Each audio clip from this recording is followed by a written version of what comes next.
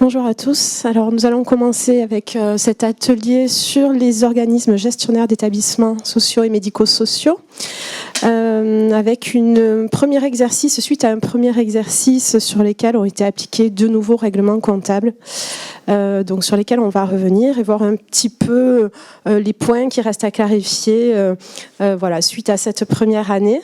Alors, avant d'attaquer sur le sujet, je me présente. Je suis Aurélie Canrousse, expert comptable et commissaire aux comptes au cabinet Axiom sur Nîmes, spécialisée uniquement sur le secteur médico-social. Et je laisse ma collègue se présenter, Catherine. Catherine Sage, expert comptable, commissaire aux comptes, spécialisée aussi dans le secteur de l'action sociale et médico-sociale. Alors peut-être que je connais certains d'entre vous, mais la difficulté, c'est maintenant de se reconnaître. Alors c'est pour ça qu'on a retiré nos masques, si ça ne vous ennuie pas. Et donc j'appartiens au cabinet Gégard Creatis. Voilà. Donc on a essayé dans cet atelier, on va essayer de vous apporter une petite vision un peu optimiste, se dire le nouveau plan comptable c'était compliqué, mais finalement à quoi ça a servi et quels ont été les apports pour le secteur. C'est de prendre un tout petit peu de recul en cette occasion. Voilà. Alors, pour prendre un peu de recul, je vais essayer de reposer les choses dans leur contexte et de refaire un petit peu l'historique, mais de façon très rapide. 2 nouveaux règlements comptables, l'ANC 2018-06, qui est un plan comptable applicable aux organismes sans but lucratif, et un deuxième règlement, le 2019-04, qui lui s'applique aux établissements sociaux et médico-sociaux, qui sont gérés aussi par des organismes sans but lucratif. Alors, ces 2 règlements sont sortis maintenant il y a quelques temps, avec une obligation de mise en application dès les comptes 2020, donc applicable au 1er janvier 2020. Alors, pourquoi ces 2 règlements ? Le premier, l'ANC 2018-06, il vient tout simplement modifier et complètement remplacer un ancien texte qui était le CRC 99-01, CRC, Comité de la réglementation comptable. Donc celui-ci était obsolète, puisque comme son nom l'indique, il datait de 99. Depuis ces nombreuses années, l'environnement a changé, a nettement été modifié de par la création de nouvelles structures. On note les fonds de dotation, les GCSMS, alors que ce règlement s'appliquait uniquement aux associations et fondations initialement, donc il s'est élargi. Ensuite, on a fait face durant toutes ces années aussi à une augmentation à l'appel à la générosité du public, donc de plus en plus de dons, de mécénat, et dont le 99-01 ne tenait pas compte. Donc aujourd'hui, c'est une bonne chose puisque le 2018-06 vient vraiment préciser comment comptabiliser ces éléments et en tient vraiment compte. Et notamment au niveau de l'annexe des comptes qui devient vraiment aujourd'hui très importante puisqu'il y a beaucoup de choses à justifier dans cette annexe, tout simplement pour pouvoir aider le lecteur, voilà, une personne tierce en fait, à comprendre les enjeux et comprendre ce qui figure vraiment dans les comptes. C'est pour ça que là aussi l'annexe a été complètement revue et bien approfondie dans ce nouveau texte. Bien entendu, il avait aussi pour objectif de limiter les distorsions avec le plan comptable général. Plan comptable général, donc applicable à tout organisme en fait, qui date de 2014, c'est la NC 2014-03. Et donc, comme le CRC datait de 99, mais il était obsolète. Donc, si je hiérarchise aujourd'hui, on a l'ANC 2014-03 qui s'applique à toute structure. En dessous, des dispositions spécifiques pour les associations, donc l'ANC 2018-06 et l'ANC 2019-04 qui est encore une sous-spécificité en fait, qui lui vient s'appliquer uniquement aux établissements sociaux et médico-sociaux. Voilà pour retracer un petit peu les choses. Alors, ça a été très compliqué de mettre en place ces 2 règlements. C'est chose faite maintenant. Vous allez voir, il reste encore des petits points à clarifier, mais normalement, c'est chose faite. La difficulté, eh bien, elle vient tout d'abord du fait que la mise en application au 1er janvier 2020 est tombée en même temps que, vous le savez tous, un contexte sanitaire très particulier, où bien les équipes... les établissements ont été vraiment mobilisés sur d'autres points plus importants, mais ont dû aussi malgré tout mettre en place ces 2 nouveaux règlements. Donc chose très complexe, avec beaucoup de travail à faire et de recherche sur l'historique. Vous le verrez sur les subventions d'investissement, enfin beaucoup de choses, parce qu'il a fallu appliquer de manière rétrospective ce nouveau règlement. avec des impacts donc différents selon la taille et selon la nature en fait des activités exercées. Celles qui avaient beaucoup de subventions, d'investissements, bien entendu, ont eu beaucoup plus de travail que certaines autres. Pareil pour celles qui ont beaucoup de contributions volontaires en nature. Voilà. Donc selon la nature des activités exercées et selon la taille, le travail à fournir n'était pas le même. On peut dire que ça a été assez mal anticipé, d'une manière générale. On a bien expliqué, donné des cours, fait des stages, etc. Mais qu'on soit professionnel ou qu'on soit les professionnels de la comptabilité, aussi bien experts comptables, commissaires aux comptes, que dans les structures, personne n'avait anticipé vraiment l'ampleur de ces changements. Et deuxième chose, certains me posent la question quand je vais dans les organismes, pourquoi vous avez fait ça en même temps que la crise sanitaire ? Bon là, moi je suis pour rien dans la crise sanitaire. C'était pas prévu comme ça. C'était pas prévu comme ça. Non. Et alors un dernier point aussi où il y a eu pas mal de difficultés, ça a été tout le traitement informatique, puisque à compter de l'exercice 2020, il a fallu présenter des comptes, c'est-à-dire un bilan, un compte de résultat sous une nouvelle manière, avec des reclassements importants.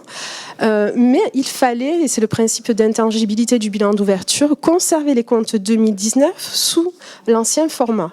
Donc, ce qui rendait en fait une comparaison des comptes complètement assez particulière et très difficile, et avec des prestataires informatiques qui eux aussi se sont retrouvés un petit peu sur le fait accompli et surpris par tous ces changements. Voilà.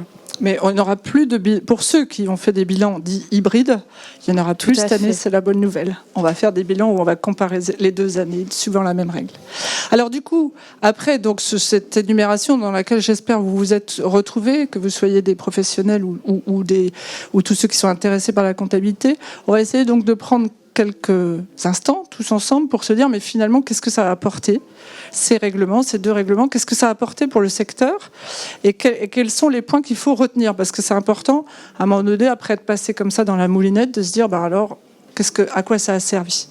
Alors la première chose qui nous semble très importante et qui a bien adapté, c'est la clarification de ce que sont les fonds propres, de comment ils se comptabilisent et de quelle image ils donnent du bilan des associations et des organismes gestionnaires d'établissements sociaux et médico-sociaux. Alors, effectivement, dans les fonds propres, il y avait un peu de tout, des fonds associatifs, du passé, etc. C'est là qu'il y a eu le plus gros travail. Il a fallu rechercher l'origine des fonds propres pour pouvoir les classer. Alors, je dirais que tous ceux qui tenaient parfaitement leur comptabilité n'ont pas eu beaucoup de travail, mais ils n'étaient pas très nombreux. Et donc, il a fallu quand même aller dans les archives, chercher ce qu'on avait, ce qu'on appelait des fonds propres. Et puis, donc maintenant, on a une règle. On va augmenter les fonds propres dorénavant des organismes gestionnaires uniquement par ce qu'on appelle des apports, c'est-à-dire des membres qui ont la volonté de renforcer les fonds propres.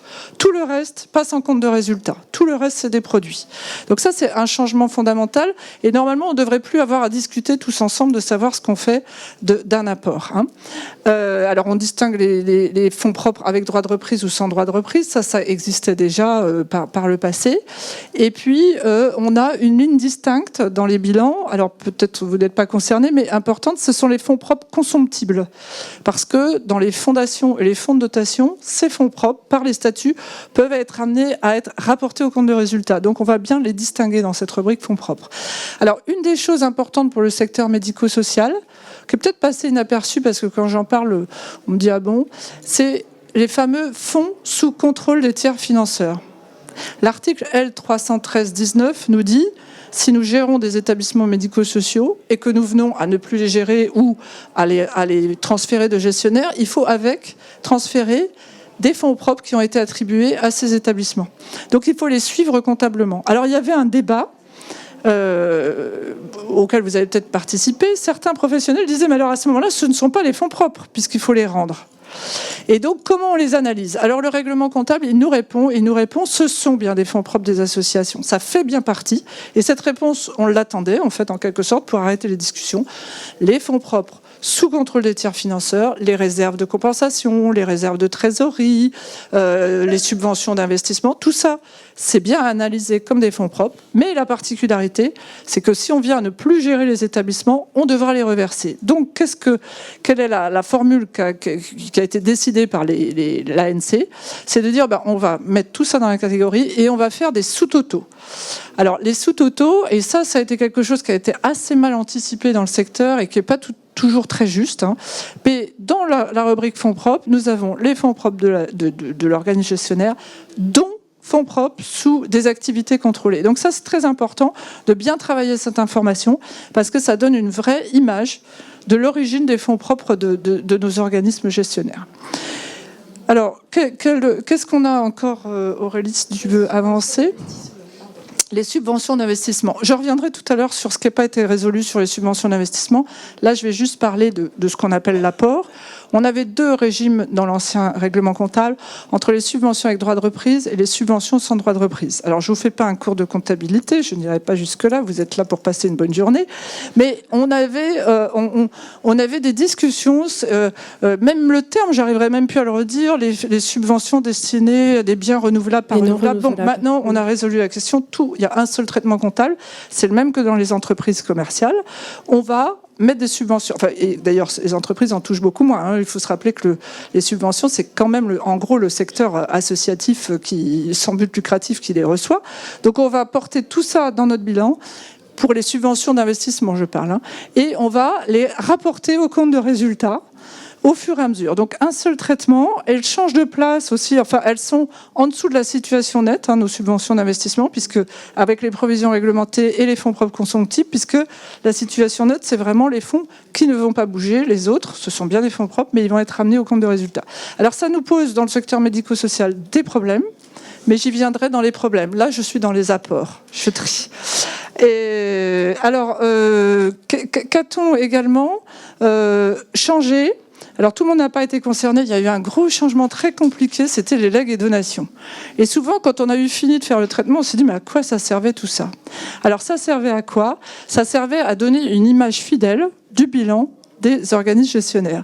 C'est-à-dire qu'on s'était accordé, les comptables, une dérogation. On était propriétaire de biens quand on avait accepté un leg, mais on se disait, tiens, je vais les mettre dans l'annexe, aux comptes annuels.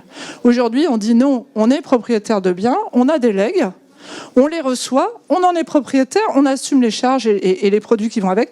Donc on les inscrit dans notre bilan tout de suite quand on les a acceptés.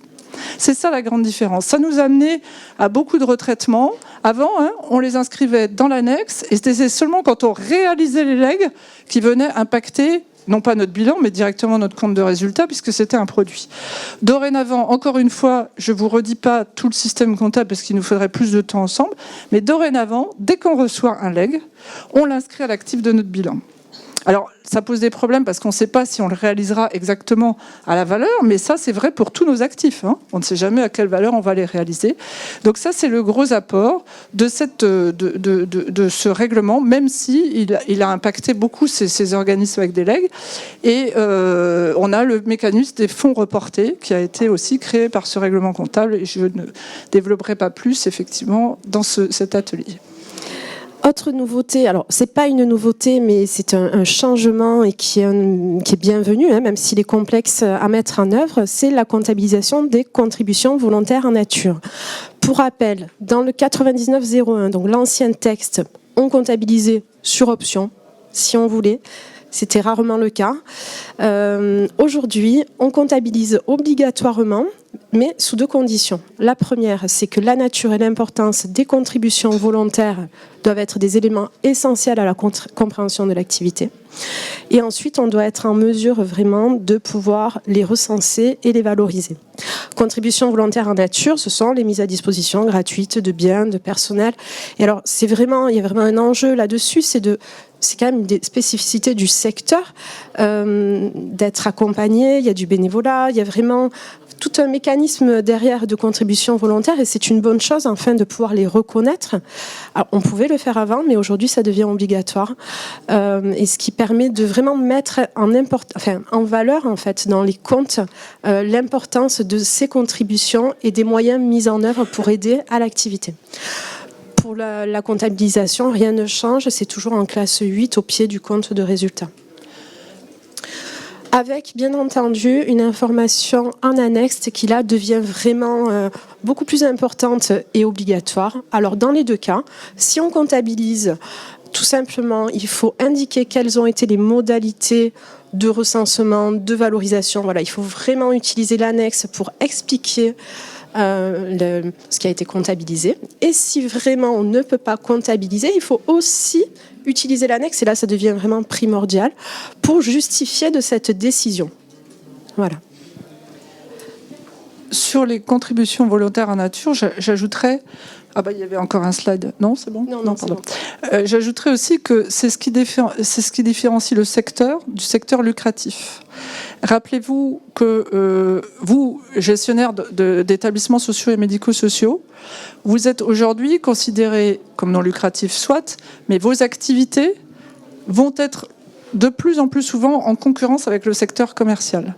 Vous savez, le champ de la fiscalité déjà sur les EHPAD, mais ça peut venir sur le reste des activités médico-sociales, puisque vous savez que c'est la règle des 4P qui s'applique, donc, etc. Et une des règles du 4P, c'est les modalités d'exercice. Et les modalités d'exercice, elles sont différentes dans le secteur associatif sans but lucratif, aussi parce qu'il y a des bénévoles. Donc même si leur importance et pas, il faut vraiment les identifier dans vos comptes, parce que le jour où vous aurez à défendre votre dossier au niveau fiscal, ça sera un élément aussi important pour qualifier les modes d'exercice différents. Et c'est vrai aujourd'hui dans les EHPAD, je ne sais pas si parmi vous il y a des gestionnaires d'EHPAD, mais en tout cas, ça peut l'être aussi dans le secteur du handicap, dans le secteur de l'insertion, etc. Donc les bénévoles, il faut mettre en place un système, il faut les quantifier, les valoriser et vraiment attacher une importance pour donner une information réelle, économique de la présence de ces bénévoles.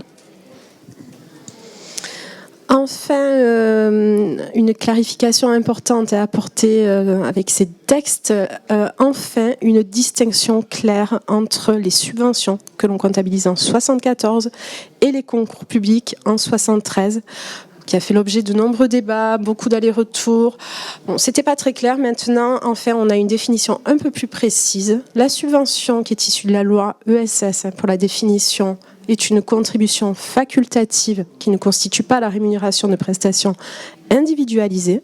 Et enfin, les concours publics, donc dans lesquels on retrouve les produits de la tarification, mais aussi la taxe d'apprentissage, les ressources publiques des établissements sanitaires et les aides versées par la CAF, donc que l'on comptabilise en compte 73, les concours publics sont attribués en disposition d'un texte législatif et réglementaire et qui ne constitue pas une subvention. Un peu plus de clarté là-dessus, mais alors le point positif à retenir et la nouveauté, c'est la possibilité de comptabiliser aujourd'hui, depuis le 1er janvier 2020, des fonds dédiés sur ces concours publics. Auparavant, ce n'était pas possible. On le faisait sur les subventions, mais les comptes 73, les produits de la tarification, ce n'était pas possible. Aujourd'hui, vous pouvez constituer des fonds dédiés. On verra un petit peu la définition un peu plus loin, on va y revenir dessus. Et autre nouveauté, c'est que vous pouvez constituer des fonds dédiés sur l'exploitation, mais aussi sur des crédits affectés à de l'investissement.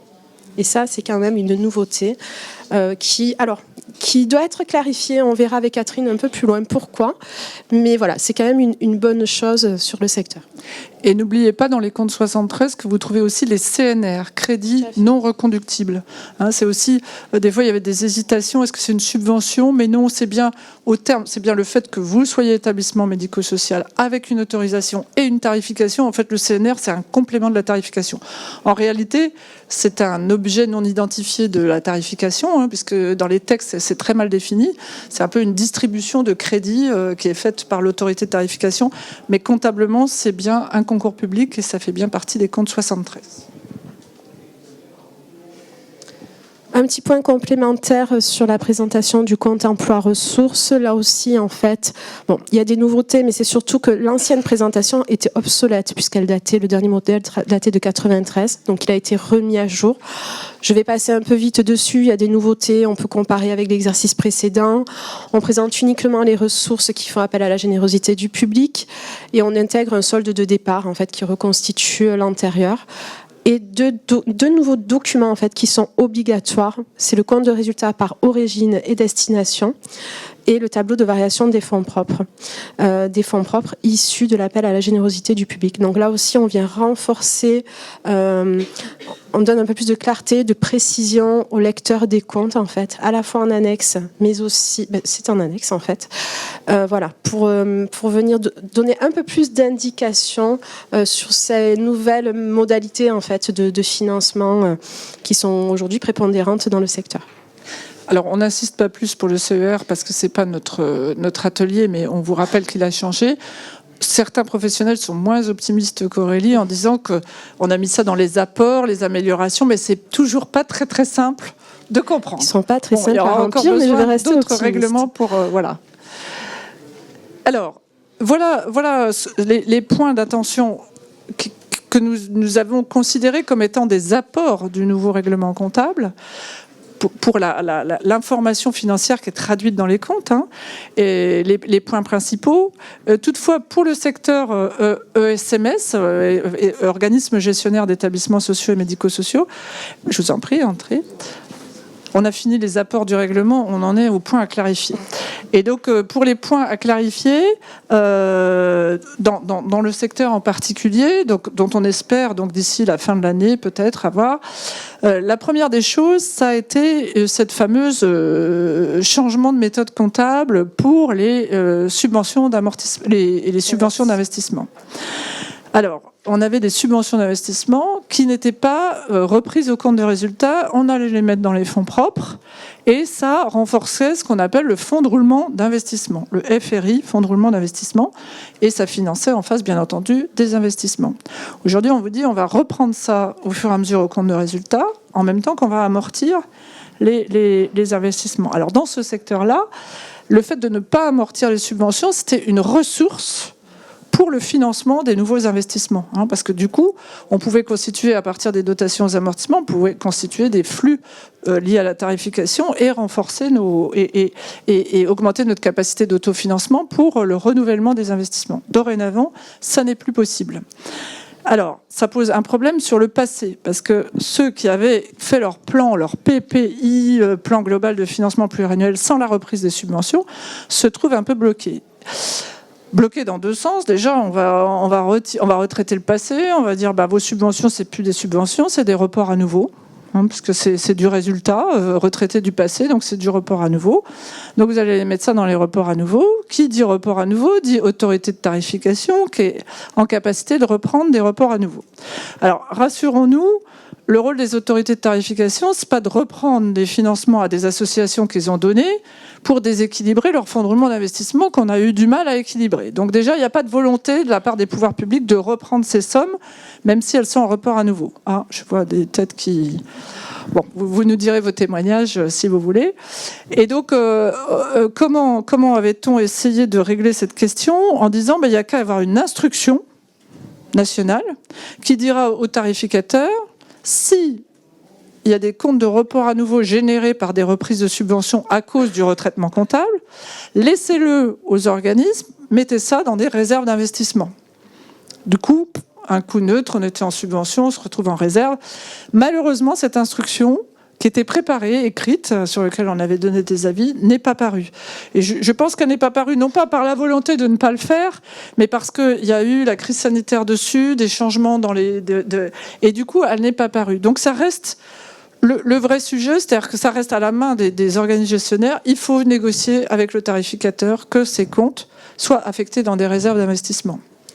Il n'y a pas de raison que ça soit affecté ailleurs. Bon, je suis à votre disposition pour répondre à vos questions si vous en avez. Voilà, pour revenir là-dessus, Catherine, j'ai beaucoup de clients qui me demandent est-ce qu'on en fait. Donc on est d'accord, pour l'instant on les laisse dans des comptes 115, on ne bouge pas. Et chacun individuellement, en attendant cette instruction, essaye de négocier une affectation. Il réussit. Avec son financeur, on est d'accord. Et dans les fonds, dans les bilans financiers, on remet bien ça dans le fonds de roulement d'investissement. Sinon, on déséquilibre tout. Hein, et c'est l'intérêt de personne. Il y a eu des plans d'investissement, ils ont été approuvés. Il n'y a pas de raison qu'on revienne là-dessus, parce que sinon, où va-t-on aller chercher les financements? C'est pas possible. Donc, je pense que, de manière réaliste, il faut que chaque organisme gestionnaire situe bien ça dans son fonds de roulement d'investissement et négocie que ça y reste. Ça aurait été plus facile avec une instruction, effectivement. Mais bon, on ne désespère pas de l'avoir sortir cette année, parce que de toute façon, c'est dans l'application, enfin dans l'affectation du résultat de cette année que ça va se passer. Hein. Alors, est-ce que, excuse-moi, du coup, sur petite discussion également autour des fonds dédiés. Pardon, je reviens. Un petit... Non, tout a été dit. Non, bon. Non, je voulais dire ça, c'est le passé. Et le futur, oui, le futur.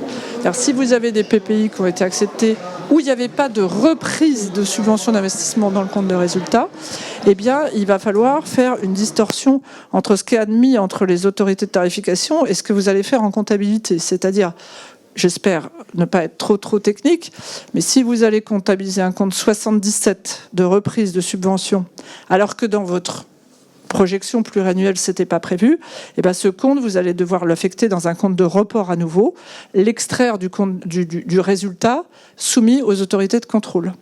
Vous retirez ce produit et vous ne soumettez aux autorités de contrôle que le résultat hors reprise de la subvention d'investissement. Puisque vous aviez un accord pluriannuel pour dire qu'il n'y aurait pas de reprise de subvention. Voilà comment... alors, tout ça devrait être effectivement écrit dans cette fameuse instruction qui était préparée. Voilà, excuse-moi, je te laisse sur les fonds dédiés.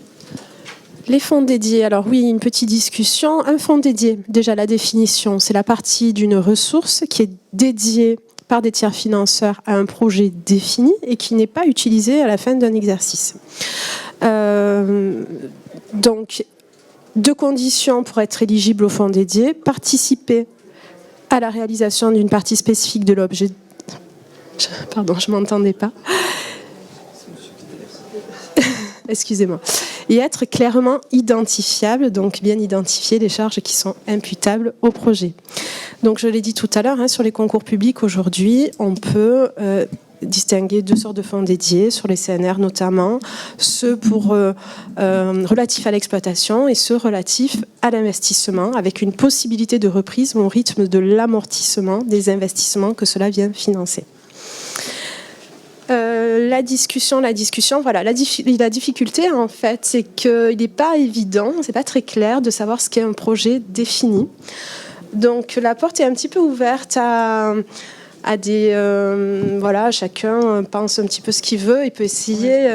On s'interroge par exemple des crédits liés à la formation. On vous attribue des crédits pour former les aides-soignantes, pour monter en niveau. Oui. Est-ce que c'est des projets définis? La formation, ça fait partie de l'activité courante de l'établissement. Se mettre à niveau. Donc du coup, il y a des discussions qui s'instaurent entre les professionnels qui sont sur le terrain et qui veulent réserver leurs fonds, garder leur crédit, tout à fait. Et les experts comptables et les commissaires aux comptes qui disent bah oui, mais alors là, on fait un peu ce qu'on veut, on a juste le résultat. Donc tout ça, on va essayer de bien travailler les cas et de bien définir un peu plus précisément. C'était le cas un petit peu finalement pour cet exercice-là des produits Covid en fait qui ont pu être touchés, qui ont été parfois isolés en fonds dédiés parce que non consommés à la fin de l'exercice, mais pour autant utilisable sur l'exercice futur. Mais est-ce que, en fait, un produit pour le Covid correspond à la définition d'un objet clairement défini? Voilà, je ne suis pas certaine que ça fasse partie de la définition.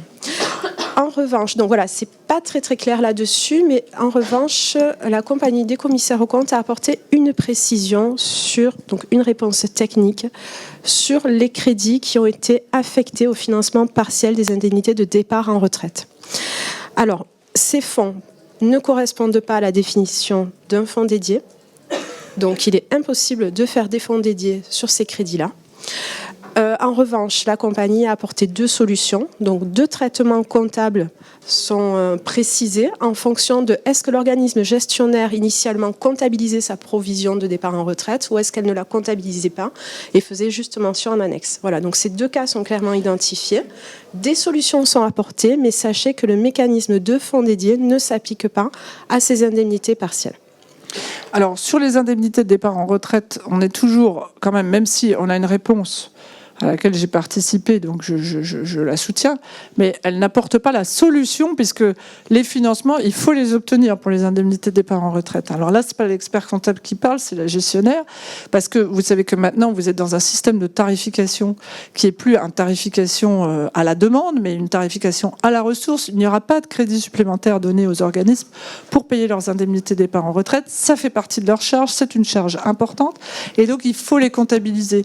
Alors il faut les comptabiliser, même, enfin je dirais même si on n'a pas les crédits, il faut mettre l'autorité de tarification en face de la réalité économique de vos établissements. Et il y a eu, par exemple cette année, il y a eu des excédents alors j'arrive un peu après la bataille, les comptes sont clôturés, mais c'était le moment de provisionner vos indemnités des parents en retraite. Parce que personne ne vous les donnera, enfin c'est un peu pessimiste, mais aujourd'hui on vous dit on les comptabilise pas parce que quand les gens partiront, on vous donnera des crédits supplémentaires. Tout ça c'est fini. Maintenant on est dans des systèmes EPRD, des systèmes de tarification à la ressource, on a le projet Séraphin, on a tout ça. Il faut comptabiliser ces indemnités de départ en retraite. Alors c'est pas la réponse technique de la compagnie. La compagnie, elle se contente de dire c'est quoi les règles comptables, faisons les règles comptables. Mais les gestionnaires, il faut absolument comptabiliser ces indemnités, ne pas avoir peur d'afficher la vraie situation économique des établissements. Voilà, c'est pas moi qui vous donne les crédits, mais il faut absolument en obtenir le financement. Oui. Oui, mais il faut je sais bien que c'est facile, mais il faut le faire. Il faut le faire, il faut battre le fer. Parce que, et vous relirez, on n'a pas le temps, mais il y a des instructions qui datent de 2018 qui vous disent que quand vous êtes dans un EPRD, vous devez comptabiliser de manière adéquate. Alors moi j'entends quoi adéquate? J'entends de manière réaliste et pour la totalité. Donc il faut le faire, et même si ça vous oblige à des complexités de dépenses refusées, je les remets, il ne faut pas les oublier, et il faut c'est la pérennité économique, parce que ça représente des sommes et ne, ouais. Oui, c'est ce fameux ouais. C'est le sujet aujourd'hui de la réglementation. Ouais. C'est là où le reste, on le gère plus ou moins. Oui. Parce qu'on peut utiliser Oui. Pas le total. Mais non. Des choses qui ne sont pas fléchées quelque part. Oui. C'est déjà par retraite l'année prochaine. Oui. C'est un montant arithmétique. Oui. Donc du coup, comptablement, vous êtes obligé de l'extraire de vos comptes pour faire certifier par votre commissaire aux comptes, parce que effectivement. Mais par contre, vous devez effectivement continuer à doter, mais moi je dis pas à doter l'économie du groupe 2, mais à doter tout ce dont vous avez besoin, quitte à vous le faire refuser. Et vous mentionnez la dotation financée, celle qui n'est pas financée. Oui, après vous avez tout un jeu d'écriture pour arriver à suivre ça, dans des comptes 115, dans des comptes... Oui. Et oui, parce que les professionnels, ils disent oh non, on va pas s'embêter avec tout ça, mais il faut y aller, parce que voilà. Un dernier point, Catherine, sur la provision réglementée, qui est sujette à discussion aussi. Je te laisse présenter ou D'accord. Non, je peux. La provision réglementée pour renouvellement des IMO. Oui. Donc c'est des sommes qui vous sont données pour mettre de côté pour l'ANC a trouvé que c'était pas la bonne définition, que pour eux ça correspondait à des fonds dédiés. Il ne l'a pas mis du coup dans sa liste de plans comptables. Du coup, il l'a pas retenu comme une provision autorisée au niveau comptable. Donc on se trouve avec une divergence, parce que dans les comptes administratifs, quand on applique l'instruction M22, les plans de compte, on peut comptabiliser des provisions réglementées pour renouvellement des IMO. Et quand on se retrouve dans les comptes annuels, on fait des fonds dédiés sur investissement. Alors, fondamentalement, ça va changer la présentation des comptes, parce que le compte 142 ne se situe pas au même niveau dans les fonds propres. Les fonds dédiés, c'est un peu déclassé en dessous. On n'a pas réussi à se mettre d'accord les uns et les autres. Ce qu'il faut que vous sachiez quand même, et regardez de manière optimiste, c'est que dans l'instruction M22, il y a deux comptes. Il y a le compte 142 et le compte 191. Et que l'idée de l'administration, c'est de poursuivre l'administration de tarification, le compte 142 jusqu'à épuisement. Mais par contre, pour les nouveaux fonds, de les doter en compte 19. Donc, parce que ce qu'ils ne voulaient pas, c'était perdre le fil de ce que les inspecteurs, l'antériorité de ce qui avait été donné. Donc, du coup, l'idée, c'est de dire le compte 142 qui existe, il va continuer à vivre sa vie et décroître, puisqu'on va les reprendre. Mais dans les comptes des établissements, Voilà, et vous le retraitez dans les comptes de la personne morale. Il y a un tableau de passage, vous les réaffectez en fonds dédiés pour l'investissement. Voilà. Et à terme, on sera en harmonie avec des comptes 19, hein, à terme. Alors, le secteur sanitaire, un petit mot. Alors, il y a quelque chose qui est apparu sur le tapis au fur et à mesure de la clôture des comptes, c'est le secteur sanitaire. Au départ, alors vous êtes médico-sociaux, mais peut-être vous gérez aussi des établissements sanitaires dans votre périmètre. C'est très fréquent d'avoir les deux dans un seul organisme gestionnaire. Et donc, quand le règlement ANC 2014-04 a été négocié, eh bien, le secteur sanitaire n'a pas souhaité s'associer avec cette négociation, considérant que tous les problèmes comptables étaient réglés. Il se trouve qu'en fait, les problèmes comptables du sanitaire sont exactement les mêmes que le médico-social. Ils portent sur la notion de fonds dédiés sur des concours publics, puisque le financement du sanitaire est considéré comme des concours publics, que sur les concours publics, on veut faire des fonds dédiés, parce que des fois, on a des crédits à accepter pour ci et pour ça. Et si on s'en tient à la réglementation, on ne peut pas faire de fonds, dans le règlement 2018-06, on ne peut pas faire de fonds dédiés sur les concours publics. On ne peut que grâce au 2019-04.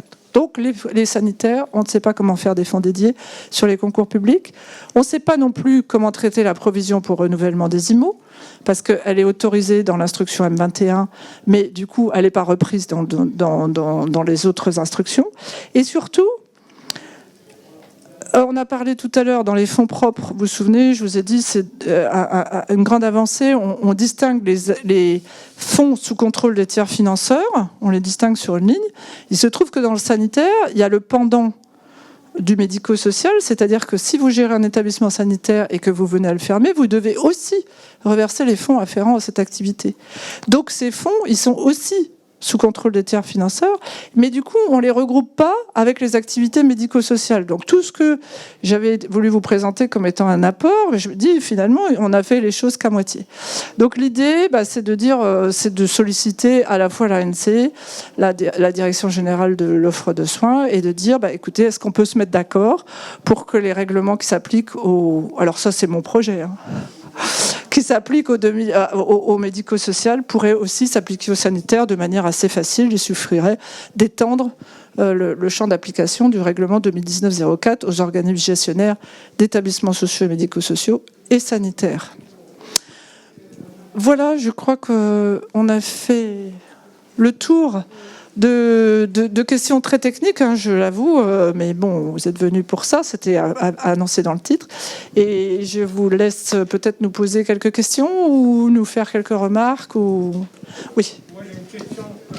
Pour l'instant, les financeurs, le reclassement des subventions, ils sont pas du tout au fait, ou enfin, ils n'en parlent pas du tout. D'accord. Mais est-ce qu'on n'a pas un risque, ou est-ce que vous avez vu des financeurs pour les budgets, justement, reprendre cette partie des subventions qui n'étaient pas reprises jusqu'à présent? Ça permettrait de le faire baisser le prix de journée pour...